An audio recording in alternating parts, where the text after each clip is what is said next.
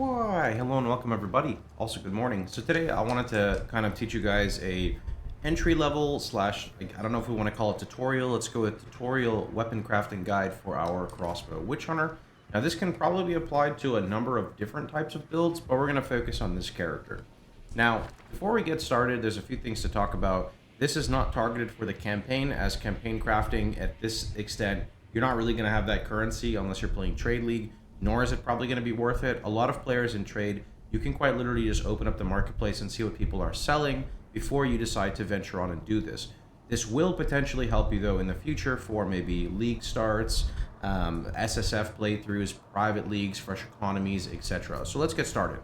First off, on my loot filter, if you guys are using it, you can see here under the game, I'm on the Merc Merc, it's basically mid-end game. Don't worry about this end game. I'm going to be making a new filter soon, and the purpose of this filter is it's going to highlight bases that are important for us. So for example, you can see the Gemini crossbow has this nice green outline that you can see on it. The Desolate crossbow has the same thing. Now, traditionally for this build, I like to use one weapon for both sets, but when you get into the end game, you can actually min-max by using two different crossbows. Now, in SSF, this is very advantageous because sometimes your main crossbow, which would be a Gemini for your Permafrost, ends up hitting attack speed that we can see here, but your Desolate crossbow ends up going with plus the level of projectile skills, and this is because fragmentation rounds favors plus the level of gems versus Permafrost, which favors attack speed. And I'll explain why really fast before we get into this. If you look at my fragmentation rounds, more specifically if you look at the damage versus frozen, it's 1326. If I were to right click and go to my next weapon set, it jumps up to 1658. Now, whereas this is significant for Permafrost, Permafrost mainly wants attack speed for it to feel better. That's why I like having attack speed for that, which also scales the base reload on the weapon, which just makes everything feel fun. All right, let's get started with the crafting tutorial. So step one, you're going to have to pick up like a shit ton of bases. I mean, we're talking about 50, 20, 100. It really kind of depends on your RNG, and this is how most early game crafting is going to be. There's not really any other way to go about it, right? So once you start picking up your bases, you want to go ahead and hit them with your greater currency, your transmutation, your augmentation. Do note, I don't know how expensive this is in Trade League, so maybe it's better using perfects, maybe it's better using just normals. It's really up to you and how much currency you have. The purpose of here, what we're trying to hit is a nice % physical damage. Now, obviously, I would like to get this number higher, but tier 4 is acceptable enough for me to continue crafting as I'm trying to hit good upgrades. So once you get a good prefix like this, this works ideally with % fizz. It's not as good with flat fizz, and we'll get into that in a second. The next step is to like throw down an augment and hope your augment hits something usable. Now that we have a 2 property magic, the next step for us would be using our abrasion essence. Now, abrasion is an essence, which means we can only have one of these modifiers on at a time. There is a future craft using the Astrid's creativity to get a much stronger weapon, but it's like 50 times more expensive, and we're not going to focus on that right now. So the next step here would be using our abrasion essence to force the flat physical, because at the end of the day, we are playing a physical converted build. It's best for us to use a physical damage roll like this alongside a flat physical damage roll, and the third affix is kind of up for debate at what we get, and we'll move into that later. So here we go.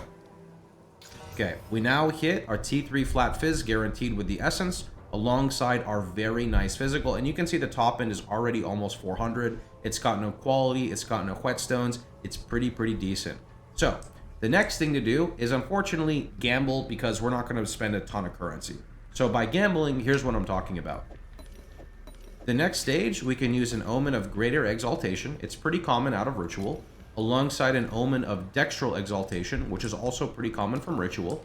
If you're doing Ritual, they're right here in your tabs.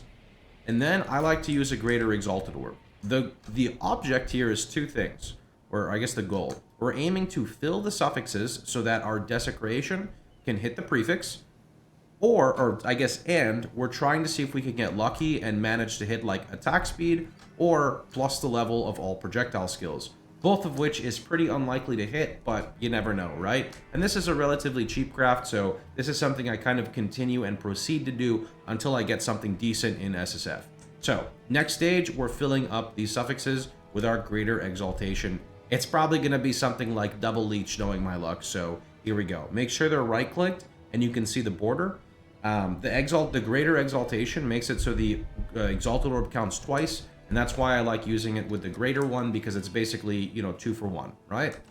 Here we go. So there's mana on kill and mana leech. So not exactly very ideal, but what can you do at this stage, right? The next step would be to Jawbone.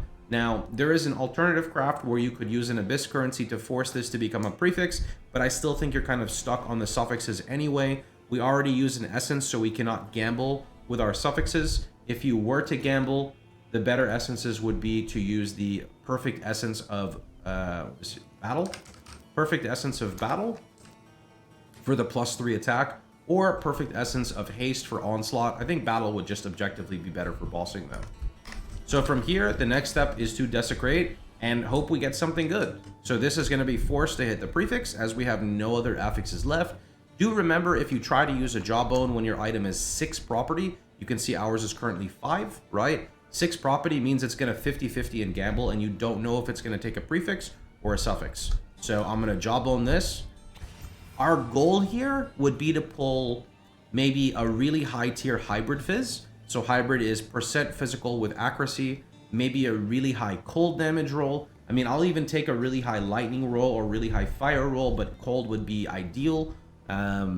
Increased elemental damage with weapons is okay, but I think it has less value than the others. And the reason being is most of our skill tree is going to have % increased damage on it, right? So like all of these nodes here are increased damage. We want our weapon to be our source of flat damage or base damage for us. So now we're going to go ahead and reveal, and we're really hoping for big cold roll, big hybrid roll. That's what I want. Unfortunately, we got absolutely nothing. Why GG makes us do this, I couldn't really tell you, but I mean, it's better than my other base where I pulled grenade damage, so that's unfortunate. Now, I'm pretty sure Omen of Light is way too expensive. You could check the price of the reroll currency. There is an Abyss currency so that you can reroll, but I imagine that's also pretty expensive. So that's another thing you want to be careful for. In SSF, I would probably... I mean, I guess it depends. If you have a lot of currency for rerolling, I would absolutely do that. Or alternatively, you would just wait until you hit a good suffix. Because if you hit a good suffix, then it would be worth potentially re-rolling because you have like a 4 property weapon. So here, I'm just going to pull accuracy. The weapon is kind of dead for me now. There's nothing I can really do with it, sadly. So now I'm just going to go ahead and corrupt it, hope for the best, and nothing's probably going to hit, but yeah. You can see that I did this strategy for my current weapon, although it was a little different. I hit a big flat fizz. I tried to fracture the flat fizz, ended up hitting the life gain on kill. I then proceeded to desecrate after the suffixes were filled. Actually, in this one, there's a little different. Because we hit the flat fizz, we did the essence for attack speed, we filled the suffixes, and then I unveiled the fizz on the prefix. And then on this current weapon, was a little weird because I hit plus projectile. I used abrasion essence right here for the physical. And then I think I, at some point, hit the hybrid. And then we slammed the cold damage with the desecration, which would have been really good for the other weapon, but, you know, it's the way she goes. Anyway, hopefully this helps you guys out and it wasn't a little too complicated. POE2 crafting is simple, but at the end of the day, it is also a very difficult game, so, you know, it is the way it is. I'll catch you guys all later. Hope this helped you guys out. See you guys all tomorrow.